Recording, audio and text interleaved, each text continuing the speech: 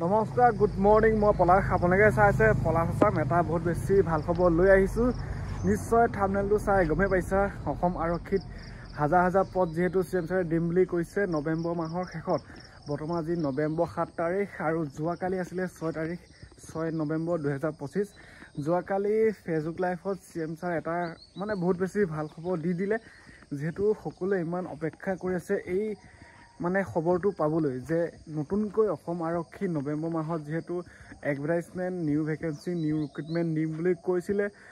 কিমান ভেকেঞ্চি আহিব, কিমান পদ আহিব, তো সেইটো কথা কালি চি এম ছাৰে কৈ দিলে। তো মই ধুনীয়াকৈ দেখাই দিছোঁ, তাৰপিছত কথাখিনি ক'ম। আৰু যিহেতু এইটোৱে গল্ডেন চান্স, এইবাৰ যিটো আমাৰ ৰিক্ৰুটমেণ্ট প্ৰকাশ পাই গ'ল, যোনসকলৰ পইণ্টৰ কাৰণে নাম নাহিলে তেওঁলোকৰ এই খবৰটো শুনিবলৈ ৰৈ আছিলে, অপেক্ষা কৰি আছিলে। যিহেতু ময়ো আপডেটবোৰ দি আছোঁ কালেক্ট কৰি যোৱাকালি চি এম ছাৰে কি ক'লে মই সেইটো লগাই দিছোঁ, এইটো চাই লোৱা মোৰ ইউটিউব চেনেলৰ যোগেদি। নৱেম্বৰ মাহৰ ভিতৰতে পুলিচ কনিষ্টবলসকলক নিযুক্তি দিয়াৰ ব্যৱস্থা কৰিম। পুলিচ কনিষ্টবলসকলক নিযুক্তি দিয়াৰ পিছদিনাখনেই আমি অন্তত আৰু 4,000 আৰক্ষী পদৰ বাবে আবেদন পত্ৰও আহ্বান কৰিম। অৰ্থাৎ নিযুক্তিৰ পৰম্পৰা আমি চলাই ৰাখিম, যাতে অসমৰ যুৱক যুৱতী কেতিয়াও আশা নৱেম্বৰ মাহৰ ভিতৰত এতিয়া গম পালা। এই ধুনীয়া দেখাই দিছোঁ, এইটো যোৱাকালি ফেচবুক লাইভ হয়।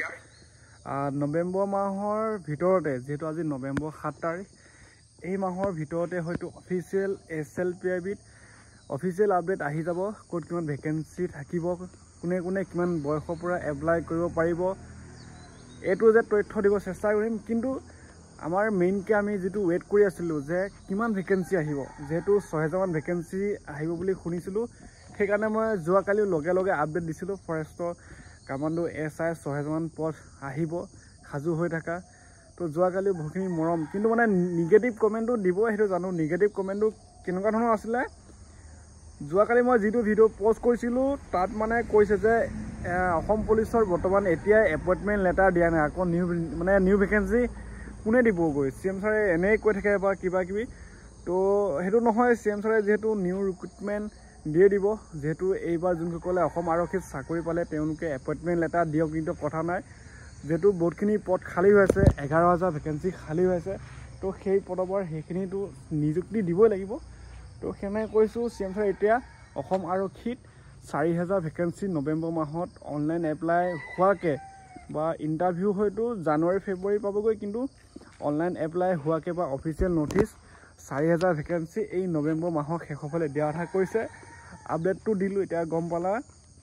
আৰু লগতে এপইণ্টমেণ্ট লেটাৰ যোনদিনাখন দিব, আমাৰ নৱেম্বৰ মাহতে এপইণ্টমেণ্ট লেটাৰ কাম শেষ কৰিম বুলি কৈছে। তাৰ পিছদিনাখনে অফিচিয়েলভাৱে এনাউন্স কৰিব, এপইণ্টমেণ্ট দিয়াৰ পিছদিনাখনে যে ক'ত কিমান ভেকেঞ্চি আহে। 4,000 বুলি কৈছে, হয়তো তাৰ ভিতৰতে ABUB কনষ্টেবল, SI, ড্ৰাইভাৰ বা ফৰেষ্টৰ এক্সট্ৰাকৈ যিমানখিনি বিভাগৰ পথ ক'ত কিমান খালী হৈ আছে ভেকেঞ্চি, সেইবিলাক অফিচিয়েল আপডেট দি দিব। তো আপডেটটো দিলোঁ, এইটো আছিলে আজি আপডেটটো। প্ৰায় 4,000 পদ এইবাৰ বহুতখিনি চান্স দিছে। যোনসকলৰ এই অকণমান নম্বৰ কাৰণে নাম নাহিলে তেওঁলোকক কৈছোঁ কষ্ট কৰিছা, আকৌ অকণমান কষ্ট কৰা, ধুনীয়াকৈ এইবাৰ হয়তো আহি যাব নামটো। আৰু মোৰ এটা ইনষ্টা ID আছে পলাশ আছাম, তাতো গৈ ফ'ল' কৰি ল'বা। যদি চেনেলটো প্ৰথমবাৰ চাই আছে ছাবস্ক্ৰাইবটো কৰি ল'বা। এতিয়া মই নেক্সট ভিডিঅ' লৈ আহিম ৰানিং লং জাম্প, যিহেতু আমাৰ ABUB কনষ্টেবলত সেই ৰানিং লং জাম্প আছে, লগতে আছাম কামাণ্ডো হ'লে চিন আপ বা সেইখিনি ষ্টেপ বাই ষ্টেপ প্ৰচেছবিলাক কেনেকৈ selection process, physical exam, viva test.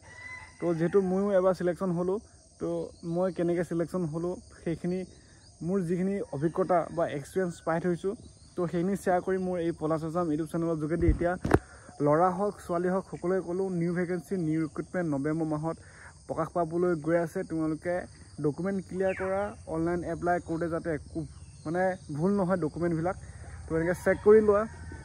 বাকী বয়সটো গমেই পাইছা, যদি 18 বছৰ হয় এপ্লাই কৰিব পাৰিবা। প্ৰায় অসম পুলিচৰ সেই 28-30লৈকে দিয়ে এপ্লাই কৰিবৰ কাৰণে চান্সটো।